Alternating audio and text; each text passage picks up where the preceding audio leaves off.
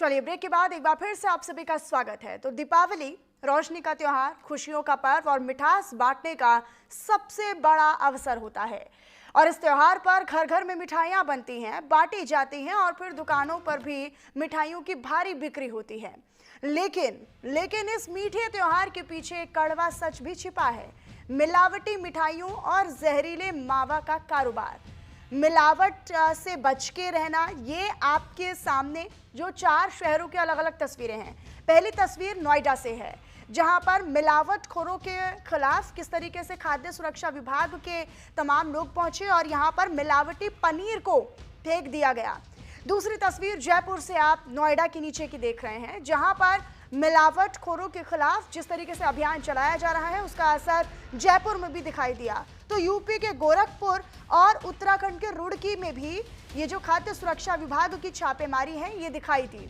दरअसल ये अलग अलग शहरों की 4 तस्वीरें इसलिए ज्यादा जरूरी हैं आपको दिखानी, ताकि आप ये समझ पाएं कि मार्केट में, बाजार में जिन मिठाइयों के जरिए आप मिठास बांटने की कोशिश कर रहे हैं, उस मिठास में जहर भी हो सकता है।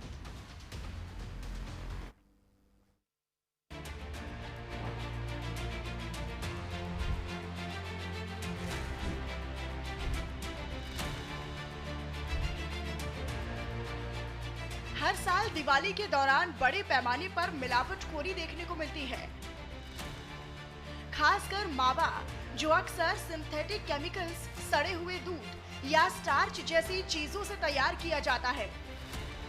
ये न केवल स्वास्थ्य के लिए हानिकारक है, बल्कि जानलेवा भी साबित हो सकता है। जहरीले मावा और मिलावटी मिठाइयों को कई जगहों से पकड़ा जा रहा है। ये मावा देखने में बिल्कुल असली दिखाई देता है, लेकिन स्वाद, गंध और बनावट से फर्क महसूस किया जा सकता है। सस्ती मिठाइयों में घटिया तेल, रिफाइंड और खराब चीनी का इस्तेमाल किया जाता है, जिससे पेट के संक्रमण, फूड पॉइजनिंग और अन्य बीमारियों का खतरा बन सकता है। हर साल की तरह FSSAI, भारतीय खाद्य सुरक्षा प्राधिकरण और स्थानीय स्वास्थ्य विभाग मिठाई की दुकानों पर छापेमारी कर रहा है। हाल ही में बड़ी संख्या में नकली मावा और मिठाइयां जब्त की गई। कई दुकानदारों पर तो जुर्माना भी लगाया गया और कुछ की दुकानों को सील कर दिया गया, लेकिन मिलावटखोर मानने को तैयार नहीं है। दीपावली से पहले नोएडा में देखिए कि कैसे पनीर फेंका जा रहा है, जैसे मानो घर का कूड़ा फेंका जा रहा हो। इसी पनीर को मिलावटखोर आप सबको खिलाना चाहते थे। नोएडा में खाद्य विभाग ने 550 किलो नकली पनीर पकड़ा, जिसमें से बदबू आ रही थी। सेक्टर 81 भंगेल गांव में बोलेरो कार रोकी गई। गाड़ी को खाद्य विभाग ने जांच के लिए रोका तो भारी मात्रा में घटिया, बदबूदार पनीर रखा मिला। पनीर का सैंपल लेकर जांच के लिए भेज दिया गया है। ये पनीर हरियाणा के हथीन मेवात जंगी मिल्क प्लांट से सप्लाई किया गया था।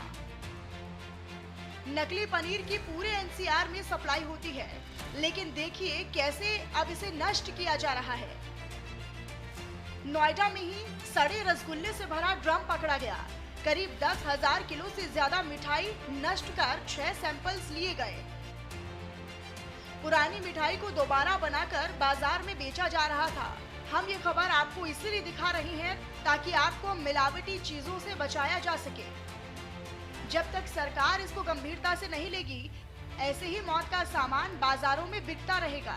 लोग कैंसर, डायबिटीज और हार्ट पेशेंट बनते रहेंगे। नकली और महंगी दवाइयां खाकर अस्पतालों के महंगे बिल भरेंगे। रुड़की में भी खाद्य सुरक्षा विभाग की बड़ी कार्रवाई देखी गई, जहां दीपावली से पहले मिलावटी मिठाइयों के सैंपल लिए और खराब मिठाइयां जब्त की गईं। गोरखपुर में खाद्य सुरक्षा विभाग की ओर से 8 अक्टूबर से ही मिलावटखोरी के खिलाफ अभियान चलाया जा रहा है।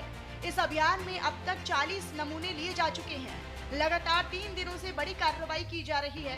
पनीर, उड़द की दाल, हल्दी के नमूने लिए गए और जांच के लिए लैब भेजा गया।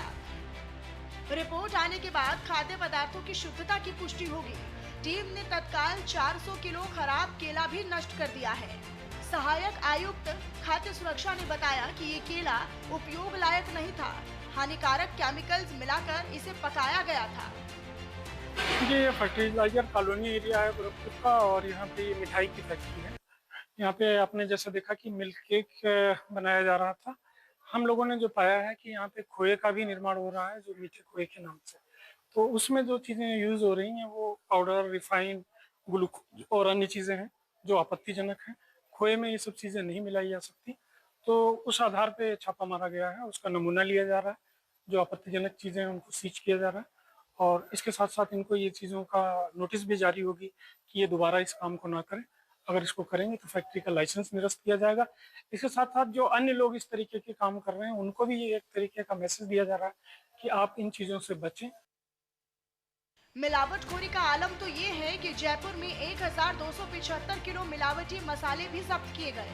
जयपुर में खाद्य सुरक्षा टीम ने बड़ी कार्रवाई को अंजाम दिया।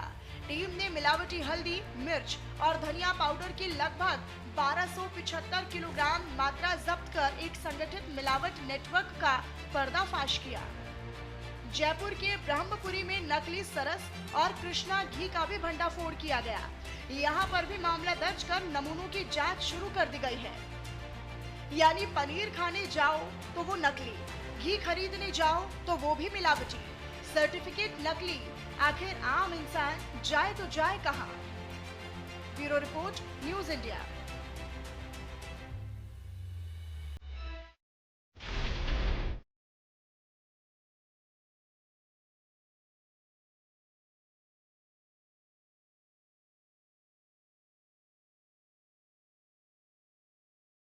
और यात्रीगण कृपया ध्यान दें, अगर आप दीपावली पर घर की तरफ जा रहे हैं तो ये सफर आपको महंगा पड़ेगा, क्योंकि रेलवे, बस और विमान कंपनियों ने किराए का तगड़ा झटका दिया है।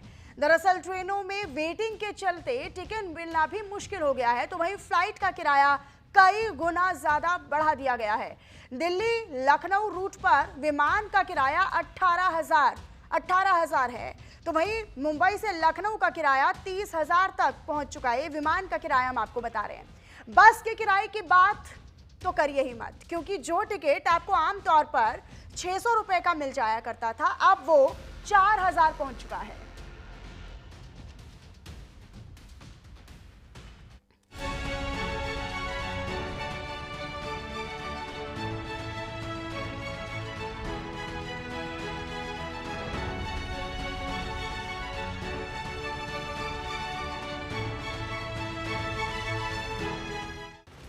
दिवाली पर घर लौटना हुआ महंगा, फ्लाइट फुल, किराया मनमर्जी का। एयरलाइंस ने अपने किराए में रॉकेट की तरह बढ़ोतरी की। बस ऑपरेटरों की दिवाली लूट, 6 गुना तक बढ़ा किराया। दिवाली के चलते घर वापसी की मची होड़। घर आने जाने के सफर का खर्च यात्रियों की परेशानी का सबब बन गया है। दिवाली और छठ जैसे बड़े पर्वों के चलते ट्रेन, बस और हवाई सफर का किराया अचानक आसमान छूने लगा है। दीपावली नजदीक आ गई और ऐसे में अन्य राज्यों में आने जाने वाले लोगों को जो है अभी से ही मुसीबतों का सामना करना पड़ रहा है। चाहे बात करें फ्लाइट की, ट्रेन की, ओला उबर जो टैक्सी है उसकी बात करें तो जितने भी वाहन है उन सबके किराए जो है वो तकरीबन 1.5 गुना बढ़ा दिए गए। साथ ही बात करें एजेंटों की, तो जो लोग अपने टिकट करवाने जा रहे हैं एजेंट की तरफ से भी जो इस किराए से बढ़कर की जो रकम है वो ली जा रही है। अगर जो फ्लाइट की बात करें तो उसमें कम से कम अगर 5,000 की जो फ्लाइट है वो पहले 5 की होती थी, अब ऐसे में दिवाली के मौके पर वही फ्लाइट 10,000 12,000 रुपए में मिल रही है। और वही एजेंटों का भी ये कहना है कि टिकट भी नहीं उनमें मिल पा रहा है। त्योहारों के मौसम में घर लौटने की चाहत हर प्रवासी की होती है, लेकिन इस बार यात्रा जेब पर भारी पड़ रही है। ट्रेन की टिकटों में लंबी वेटिंग और महंगे किराए ने लोगों को मजबूर कर दिया है कि वे बसों और फ्लाइट्स का रुख करें, मगर वहां भी राहत नहीं है। क्या अभी तक आपने जो टिकट्स वगैरह कर रहे हैं, इसको अचानक से जो किराया बढ़ा है और टिकट्स भी फुल हो जाती हैं, इसको लेकर के आप लोगों की तरफ से क्या है? अभी तो कोई पॉसिबिलिटी नहीं है, किसी ट्रेनों में तो अवेलेबिलिटी है ही नहीं, वेटिंग भी बंद कर रखी है। रही बात फ्लाइट का किराया अनलिमिटेड है, उसका कोई लिमिट नहीं। किसी भी हो, स्पाइस जेट हो या एयर इंडिया हो, कोई भी हो, सारे के फ्लाइट के किराए बढ़े हुए हैं। अगर फैमिली पर लिया जाता है कि फंस जाता है ना, तो फैमिली को एक बार उनको टिकट प्रोवाइड कराने के लिए 1 लाख रुपए 4 अगर लोग हैं तो 1 लाख से नीचे नहीं आता है। इसके लिए बहुत मुश्किल पड़ जाता है। ट्रेनों में वेटिंग भी बंद कर दी है, वेटिंग बंद है। बसों के किराए में 30 से 50% तक बढ़ोतरी देखी जा रही है, जबकि फ्लाइट्स के किराए तो कई रूट पर 6 गुने से भी ज्यादा हो चुके हैं। ट्रेनों में तत्काल टिकट भी ऊंचे दामों पर बिक रहे हैं। निजी बस और टैक्सी ऑपरेटर मनमाना किराया वसूल रहे हैं और सरकारी परिवहन सेवाओं में सीटें उपलब्ध नहीं हैं।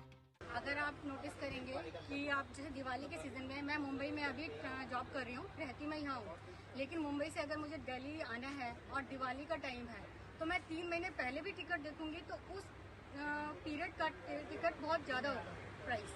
इवन आप ये भी नोटिस करेंगे कि कंटिन्यूसली अगर आपको 4 छुट्टियाँ मिल गई हैं और सैटरडे संडे मंडे आप चाहते हैं कि आप ऑफिस ज्वाइन कर लें, तो आपका क्या होगा कि संडे इवनिंग का फेयर प्राइस बहुत ज़्यादा होगा और मंडे मॉर्निंग का बहुत ज़्यादा होगा, क्योंकि ज़्यादातर पर्सन क्या चाहेगा कि मंडे मॉर्निंग को ज्वाइन कर ले ऑफिस। इसके लिए एक्चुअली हमारी अभी एक ट्रेन थी, हम आए थे, वो जाम की वजह से यहाँ पे बहुत जाम था पीछे प्रगति मैदान वाली रोड पे, तो वो हमारी मिस हो गई। तो हम दूसरी ट्रेन हमें मिल जाए कल के लिए, उसके लिए भी पता करने आए हुए थे अभी यहाँ पर। बट ये अभी बोल रहे हैं कि इनके पास से नहीं हो रही है बुकिंग। वो बोल रहे हैं कि आप रेलवे काउंटर पे जाओ, आपको वहीं से पता चलेगा कि कल की ट्रेन हो पाएगी या नहीं। और जो मेन प्रॉब्लम हो रही है हमारे साथ में, हमारे पास में 2 आईडी है, एक इनकी आईडी है और एक हमारी भी आईडी है, बट फिर भी हम अपनी ट्रेन टिकट बुक नहीं कर पा रहे हैं, क्योंकि अभी जो नया प्रोसेस स्टार्ट हुआ है तत्काल के लिए आप आधार ऑथेंटिकेट करना कंपलसरी है। वो अच्छी चीज़ की है कि चलो सिंगल आधार कार्ड से एक ही टिकट बुक हो, बहुत सारी ना कर पाए लोग, ब्लैक ना कर पाए, बट प्रॉब्लम ये है ओटीपी नहीं आ रहा है। फ्लाइट का टिकट 5,000 में मिलता था, अब 30,000 हो गया है। मजबूरी में लोग बस से जा रहे हैं। दिल्ली और मुंबई जैसे शहरों से लखनऊ आने के लिए सबसे अधिक डिमांड 18 अक्टूबर की ट्रेनों और विमानों में है। ऐसा इसलिए क्योंकि 18 अक्टूबर को शनिवार है, वहीं 19 को छोटी दीपावली और 20 को बड़ी दीपावली पड़ेगी। बड़ी संख्या में बाहर पढ़ाई करने वाले छात्र और कामकाजी लोग अपने घरों को जाएंगे। ट्रेनों के बाद विमान और बसों में भी ये यात्री सीटों का विकल्प तलाश रहे हैं। कई सारा फेस्टिवल चला है, 500 किराया, उसमें 800 रुपये लिए जा रहे हैं।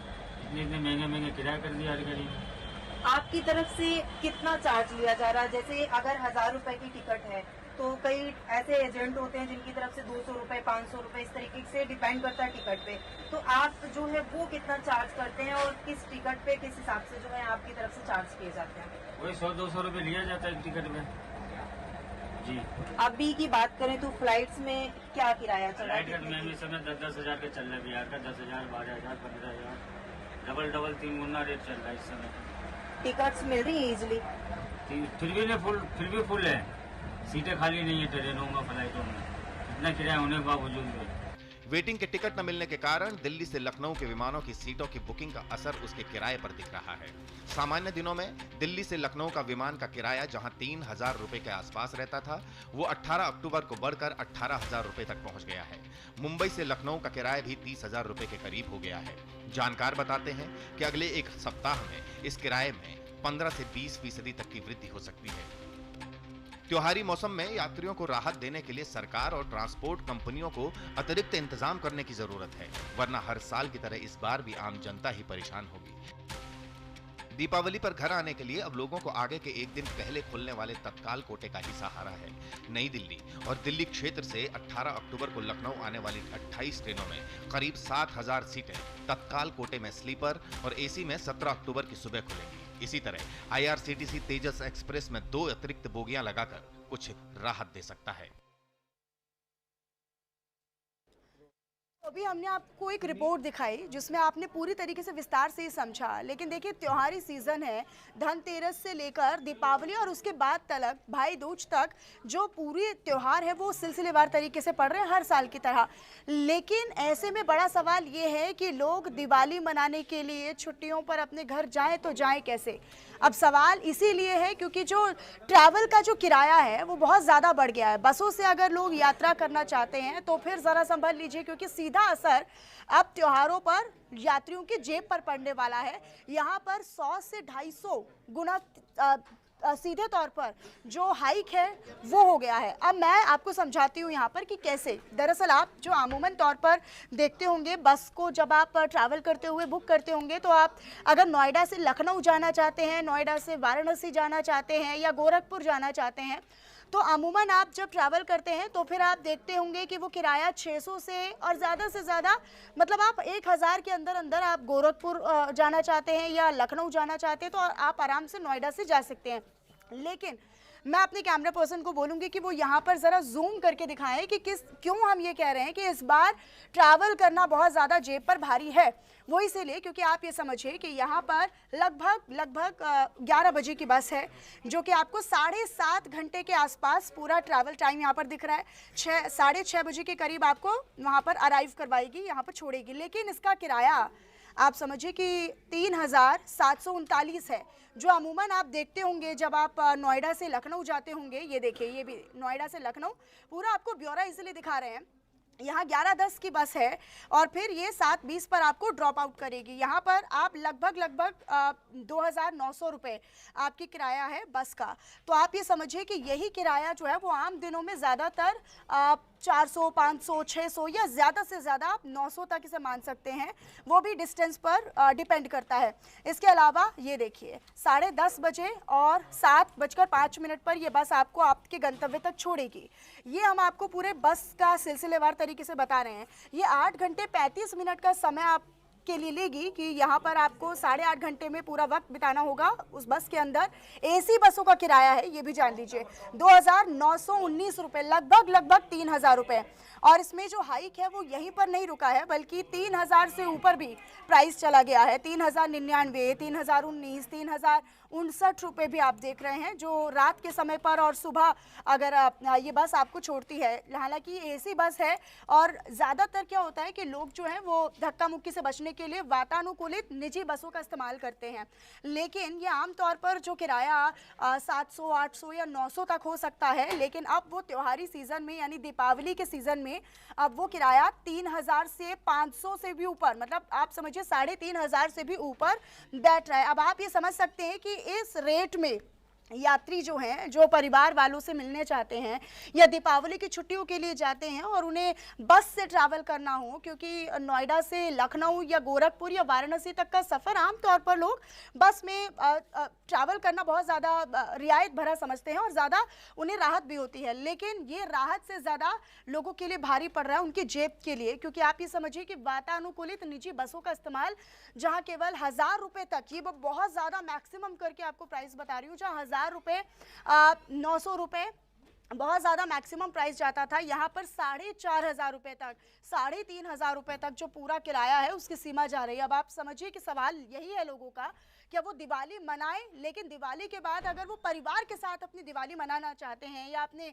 गांव जाकर या अपने घरों में जाकर शहरवासी या गांववासी एंजॉय करना चाहते हैं, अपने परिवार के साथ त्यौहार मनाना चाहते हैं, दीपावली मनाना चाहते हैं, तो वो 2 बार सोचेंगे कि भाई इतना खर्चा होगा। त्योहारों में वैसे भी बहुत खर्चे होते हैं, अब ये आप ट्रैवल का खर्चा ले लीजिए तो सीधे तौर पर और कहीं कहीं पर तो किराया बहुत ज़्यादा है, 5,000 रुपये को भी क्रॉस करके आया। हालांकि दावे वादे खूब किए जाते हैं त्योहारी सीज़न से पहले, जैसे कि यूपी सरकार ने भी कहा था कि हम स्पेशल ट्रेनें चलाएंगे और यहाँ पर लोगों को राहत देंगे। लेकिन अब ये जो बस के रेट्स हैं ये दर्शाता है कि दावे कितने हकीकत में साबित हो रहे हैं। ट्रेनों के व्यवस्था आप देखते ही हैं कि वहाँ पर वैसे भी बहुत ज़्यादा भीड़ हो जाती है और उससे बचने के लिए लोग जो हैं वो निजी बसों का इस्तेमाल करते हैं, एसी बस में ट्रैवल करना ज़्यादा प्रेफर करते हैं।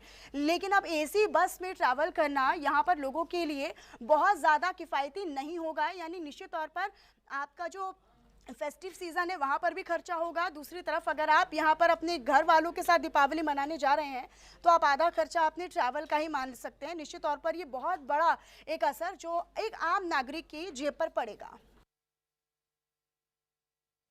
तो वही मथुरा वृंदावन के संत प्रेमानंद जी महाराज की अच्छी सेहत के लिए मदीना में प्रार्थना की गई। दरअसल मदीना में खिजरा के लिए गए प्रयागराज के सूफियान ने संत प्रेमानंद महाराज जी के लिए दुआ मांगी है, जिसका वीडियो भी सोशल मीडिया पर शेयर किया गया है और इसको लेकर खूब चर्चाएं भी हो रही हैं।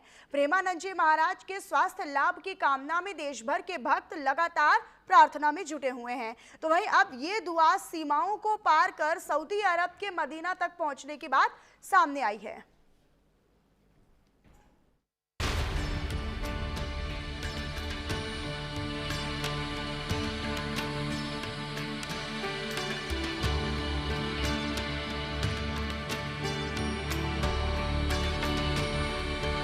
सबकी कृपा से अब स्वास्थ्य तो क्या ठीक होगा, दोनों किडनी फेल हैं, पर हाँ भगवान ऐसा किए हुए हैं कि अभी आपसे मिल सकते हैं, अभी आपसे बात कर सकते हैं। बस इतनी कृपा तो है, नहीं तो दोनों किडनी फेल हैं। ठीक क्या होना है, अब तो जाना है। प्रेमानंद चला जाएगा लेकिन राधा नाम नहीं जाएगा।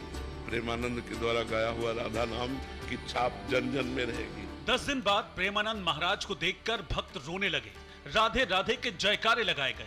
संत प्रेमानंद महाराज की पदयात्रा फिर से शुरू हुई तो हजारों की तादाद में भक्त फूल बरसाने लगे। वृंदावन में परिक्रमा मार्ग में फिर से फूल रंगोली दिखी, श्रद्धालु चहक उठे। देखिए कैसे मथुरा में प्रेमानंद महाराज की पदयात्रा निकली, जिसमें उन्होंने अपने आश्रम से निकलकर परिक्रमा मार्ग तक भक्तों को दर्शन दिए। केलीकुंज आश्रम के चारों ओर परिक्रमा करते हुए उन्होंने भक्तों को आशीर्वाद दिया। दर्शन पाकर भक्तों के चेहरे खुशी से खिल उठे। प्रेमानंद महाराज 2 अक्टूबर से पदयात्रा नहीं कर रहे थे। उनके चेहरे पर सूजन और आवाज में कंपन देखी जा रही थी।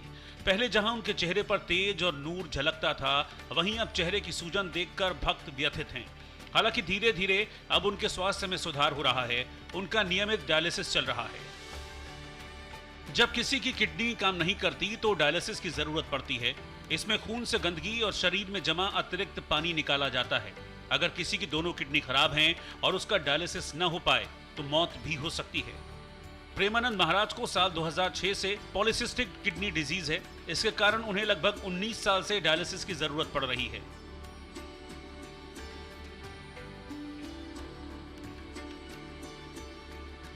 अब वृंदावन में संत प्रेमानंद महाराज 10 दिन बाद पदयात्रा पर निकले। महाराज की झलक पाकर भक्तों की खुशी का ठिकाना नहीं रहा।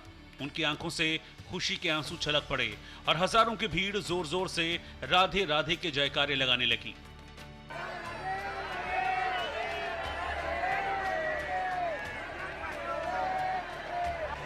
इधर प्रयागराज के मुस्लिम युवक ने मदीना से संत प्रेमानंद महाराज के लिए दुआ की।